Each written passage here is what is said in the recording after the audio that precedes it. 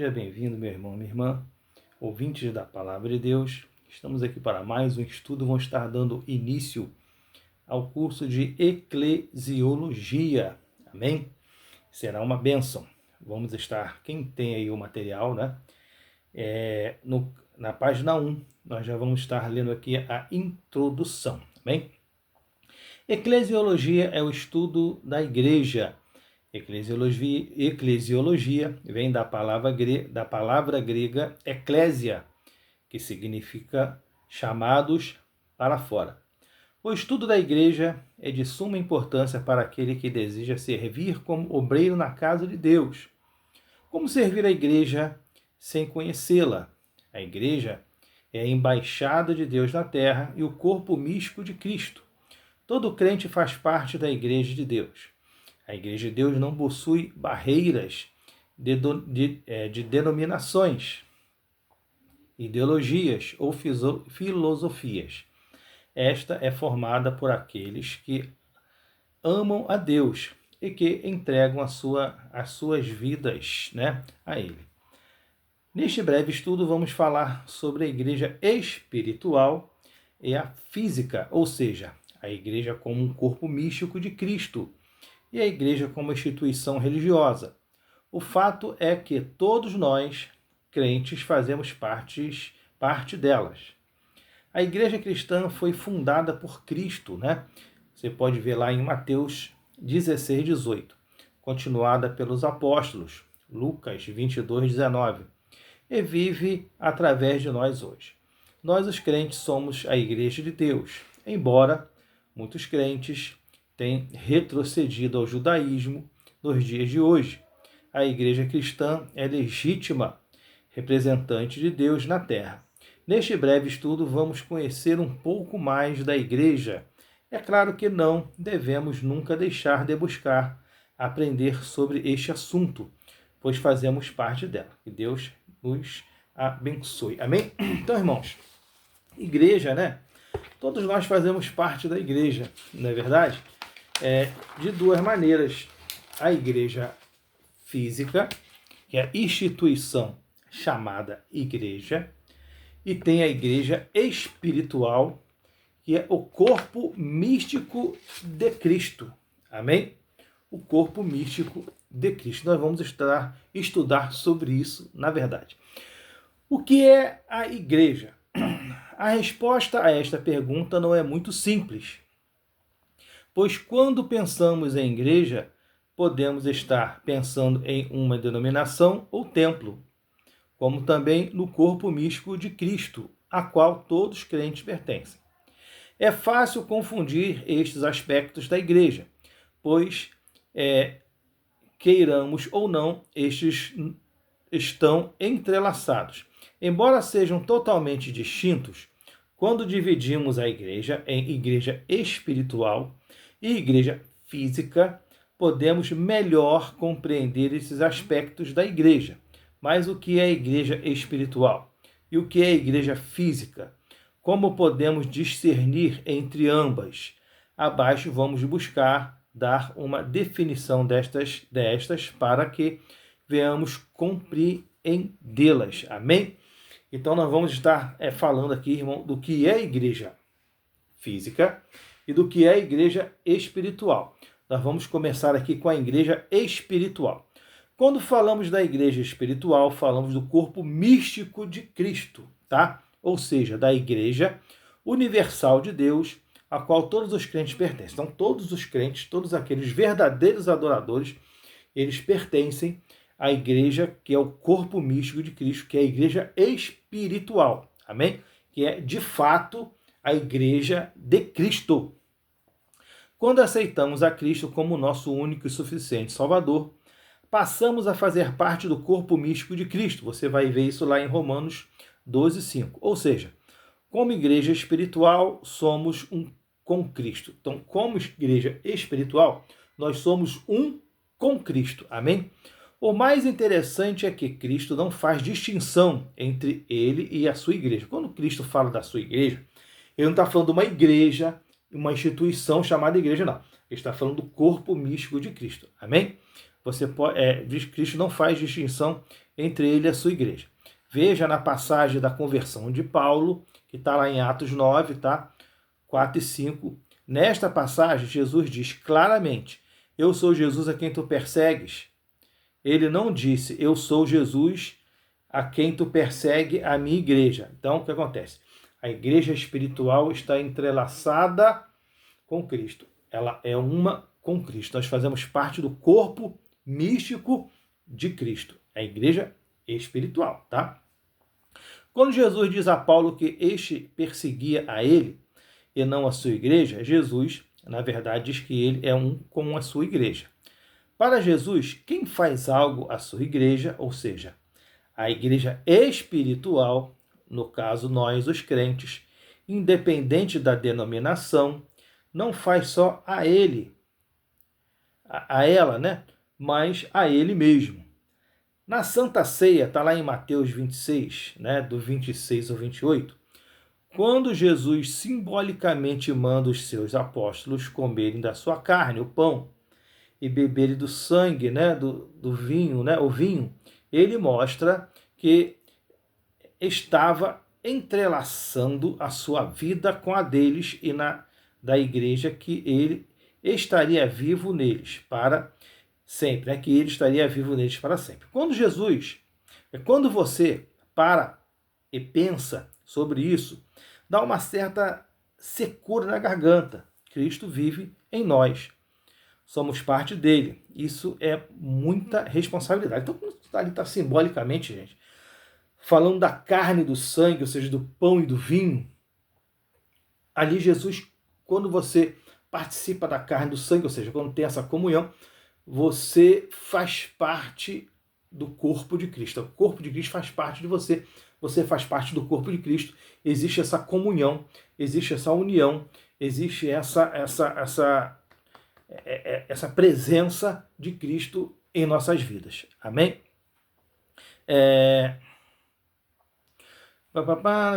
Secura na garganta, responsabilidade. Nós somos o corpo de Cristo. 1 Coríntios 12, 27. E como tais, devemos nos portar. Como você tem se portado como parte do corpo de Cristo? Essa é uma pergunta muito profunda, né? Como você, como corpo de Cristo, tem se portado, se comportado, né? Aí é uma pergunta feita para você, que só você pode responder. O que você tem feito como corpo de Cristo? Tem feito bem?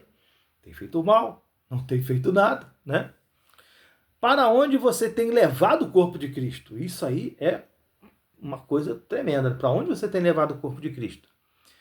Quando pudermos responder bem a estas perguntas, então estaremos honrando o corpo de Cristo. Então, irmãos, é importante que nós venhamos a compreender de que fazemos parte do corpo de Cristo, e isso é uma responsabilidade muito grande, né? Não é a igreja do pastor Zequinha que você está representando, você está representando Cristo. Quando você faz alguma coisa, é o nome de Cristo que está em jogo. Então, é nisso aí que a gente tem que pensar e tem que raciocinar e botar a cabeça para pensar e avaliar muito aquilo que a gente vai fazer. Por quê? Porque é o nome dele que está em jogo, não é o nosso. Amém? Então, nós somos a igreja de Cristo, aonde nós estamos. Isso independe de denominação, de prédio. Isso é igreja espiritual, tá? É muita responsabilidade. Igreja física. O que compreendemos como igreja física? A igreja física pode ser a denominação que você pertence, ou templo. Geralmente, quando falamos de nossa igreja, nos referimos à nossa denominação, ou mesmo à nossa igreja local, né? Nossa congregação. A ideia de uma igreja institucionalizada nunca fez parte da vontade de Cristo. Você pode ver isso lá em João 4, 23, 24. Mas, infelizmente, a fusão da igreja com o Estado romano, né, aproximadamente 330 depois de Cristo, fez com que a igreja, que outrora possuía um aspecto mais espiritual, tomasse um aspecto mais institucional. Quando isso aconteceu, a igreja perdeu a sua visão primária. Os valores e objetivos da igreja foram mudados. A igreja que antes pensava em ganhar o mundo, agora pensa em se estabelecer como uma instituição. Amém? Então, o que acontece? Quando ali Constantino ele toma a igreja de assalto, ali, sequestra a igreja, vamos dizer assim, né? Ele se envolve nos assuntos da igreja, institucionaliza a igreja, funde a igreja com o Estado, pega toda aquela sorte de paganismo, enfia dentro da igreja também, faz uma religião misturada, né? E toma parte naquilo ali, infelizmente, vira aquilo tudo que a igreja não era. Então a igreja tinha poder, tinha ouro, tinha prata, tinha tudo, mas também não podia dizer levante e ande em nome de Jesus. Mas após a reforma, a igreja continua, mesmo após a reforma, a igreja continuou a manter uma visão institucionalizada, tá? Continuou sendo uma instituição, mesmo depois da reforma, embora a reforma tenha colocado a igreja novamente nos trilhos doutrinários de Deus. Falta muito para que a igreja atual volte aos princípios da igreja primitiva, aquela que não foi contaminada pelo vírus do poder. Então, o que acontece? Hoje é muito poder, muita mídia, muita foto, o que fica bem na câmera é mais importante do que o que fica melhor para Cristo, né? O que acontece? Os verdadeiros princípios da igreja, os pilares da igreja, que era misericórdia, amor, paz, comunhão, graça, né? Que era você visitar os enfermos necessitados, as viúvas, os órfãos, que eram as pessoas mais necessitadas, você ajudar os carentes, isso já não é mais a prioridade da igreja. A igreja quer fazer festas suntuosas, quer mostrar que tem poder, quer mostrar que eu estou aqui, né? E coisas lá. Isso não é a sua igreja, não é a minha igreja, isso é o fenômeno da igreja moderna. Tá? O fenômeno da igreja moderna, que quer mídia, que quer isso, que quer aquilo, quer aparecer, quer fazer um espetáculo, ou seja, o culto está mais voltado para o espetáculo do que para a adoração, para um culto de adoração, para a adoração ao Senhor. Já não se adora mais a Deus assim, né? Tem os verdadeiros adoradores que adoram espírito e verdade, isso aí não tem como tirar. Mas os princípios primários da igreja, infelizmente, ficaram um pouco danificados, né, pelo vírus do poder. O pessoal que está brigando na igreja, às vezes uma brigalhada na igreja danada, né? Para atrás de poder, disso, daquilo, o que mando mais, o que mando menos, eu sou isso, eu sou aquilo. Então, esse negócio de eu sou, a gente tem que parar e pensar, gente, eu sou é só Deus. Nós somos servos e servos dos servos, né? Então, um hino que fala aí, desses hinos modernos aí, tem alguns que salvam, né? Tem um que fala que ele cresça e eu diminua, ele apareça, eu me constranja com a sua glória, com todo o seu amor, se eu não me engano, infinita humildade, servo de todos os irmãos. Então nós temos que ter essa visão. O bom Deus, pela sua graça e misericórdia, tem operado mesmo na igreja institucionalizada, tá? Porque existem pessoas sérias ali. E essa, por sua vez, tem buscado se aproximar de Deus e trabalhar em sua obra. Então, mesmo com toda a dificuldade, com o vírus do poder, com a situação toda, nós vemos que existem pessoas, né, que estão se dedicando e buscando fazer algo próximo à visão primária lá de Cristo, lá no começo, lá, né? Na obra. E é fato que a igreja somos nós, mas quando nos unimos para juntos buscarmos a obra fazer a obra de Deus, ele opera maravilhas. Então, irmãos, a igreja física é a união dos crentes em Deus, com o objetivo de adorar a Deus e fazer a sua vontade, não buscando glória pessoal, mas glorificando a Deus em espírito e em verdade. Então, o que acontece?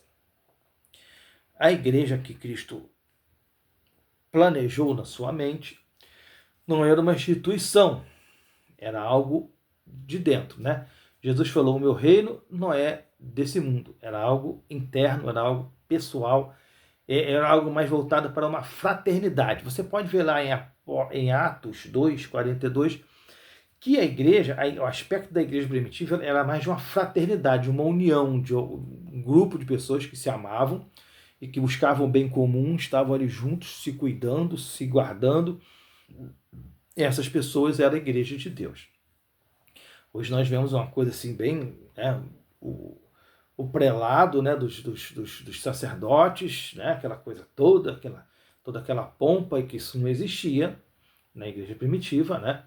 A ideia do presbítero, né, é a ideia de alguém mais velho, ou seja, literalmente no grego, presbítero quer dizer ancião, mas da ideia de alguém mais velho, de um irmão mais velho, alguém que ajuda, um facilitador, um ajudador, um orientador para aqueles que estão chegando.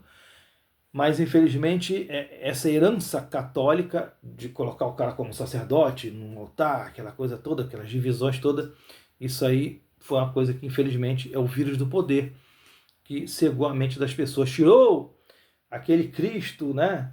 Aquela visão do Cristo amoroso, misericordioso, que trazia as pessoas na fraternidade, no amor, na graça da sua igreja, né?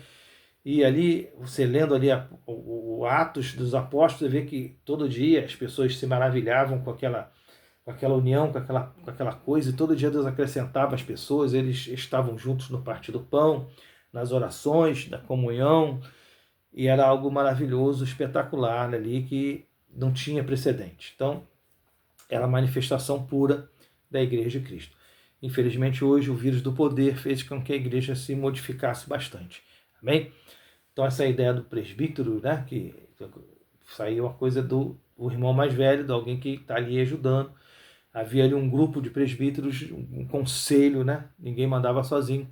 Tinha um conselho e as pessoas ali se reuniam e viam que era melhor para a igreja escolhia os seus líderes, era ali por eleição, então tudo é bem diferente dos dias de hoje. As pessoas têm dúvida no negócio de bispo, de presbítero. Irmão, o lugar que a língua era mais grega, falava-se bispo, falava-se presbítero. Lugar que a cultura era mais romanizada, era mais latina, falava-se bispo, mas é a mesma coisa, tá? Pastor, por exemplo, é uma coisa moderna que foi criada. Existe dom de pastor, dom de pastorear. Mas, na verdade, a igreja primitiva, ela tinha diáconos e presbíteros, tá? Era assim que funcionava. E hoje nós temos presbíteros, pastores, bispos, apóstolos, e vai lá embora, né? A imaginação humana. A tríplice missão da igreja, está lá em Efésios 4:12, amém? Letra A, ou seja, a primeira, o aperfeiçoamento dos santos. A igreja tem a função de aperfeiçoar os crentes, com ensino e pregação da palavra. 2 Timóteo 3, 16, 17. O próprio Jesus ensinou seus discípulos e preparou por 3 anos e meio, ele mesmo deu o exemplo. Então, quem montou o primeiro seminário teológico da igreja? Cristo.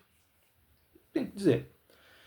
Juntou os seus 12 apóstolos e fez um seminário teológico de 3 anos e meio, 24 horas. Você imagina quanta carga horária que esse povo teve, né? Eles estudaram muito mais do que a gente. Então, o que acontece?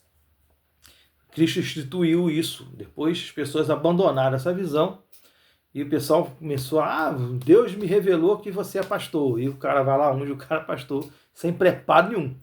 Aí dá naquilo que nós estudamos na lição, na matéria passada, na heresiologia, né? As igrejas pseudo-evangélicas. Então, o que acontece? A letra A, o aperfeiçoamento dos santos, né? A pessoa aprender o reino dos céus. Qual era a única pregação de Jesus? Qual era o único tema das pregações de Jesus? O reino dos céus. Amém? O trabalho do Senhor. O trabalho do Senhor é basicamente realizar o seu grande sonho de ganhar o mundo. Uma igreja que não entende que a obra do Senhor é evangelismo não pode ser chamada de igreja de Deus.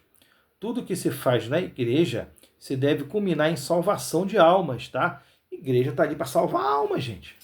Né? Mateus 28, 19, Marcos 16, 15 e 16, você vai ver isso aí. Então a igreja, irmão, está ali para ganhar alma. Mas, irmão, para ganhar alma, tem que se faz para ganhar alma. Mas isso aqui não está dando certo. Muda. Isso aqui muda, pede orientação. Deus vai aperfeiçoando, vai melhorando. até a hora que a coisa funciona. Isso acontece mesmo. Tá? Então, o que acontece? A igreja tem que ganhar o mundo. Qual é o trabalho do Senhor? Ganhar o mundo. C, a edificação do corpo de Cristo. Aí, então, a igreja, essa igreja física, ela está ali para ajudar a edificar a igreja espiritual, que somos nós, amém? A igreja tem a missão de buscar ao Senhor, adorar a Deus, buscar os dons espirituais, ou seja, tudo isso para aprimorar a igreja que somos nós. A igreja deve também zelar pela unidade do corpo de Cristo e pela assistência às necessidades dos santos. Poxa, eu estou com fome, vou orar por você, velho, por favor, né? Não é assim que funciona. Então, a gente volta lá para Atos 2,42 e entende que a gente tem que partilhar o pão. Romanos 8, 26, 27, 1 Coríntios 12, 7, do 7 ao 10, e o capítulo 13 também, Efésios 4, 16, 6, e também 16, e também 6, 18, né? 1 Pedro 4, 10 e 11, e Judas, versículo 20. Eu vou botar, quer dizer, o material vai estar aí no grupo e você vai estar vendo a apostila melhor, tá? Então, irmãos, a aula de hoje fica por aqui. Que Deus te abençoe em nome de Jesus. Semana que vem tem mais e nós vamos estar falando sobre a divisão organizacional da igreja. Vamos estar falando sobre a igreja física, né? Da organização, da divisão organizacional da igreja. Que Deus te abençoe em nome de Jesus. Até o próximo estudo.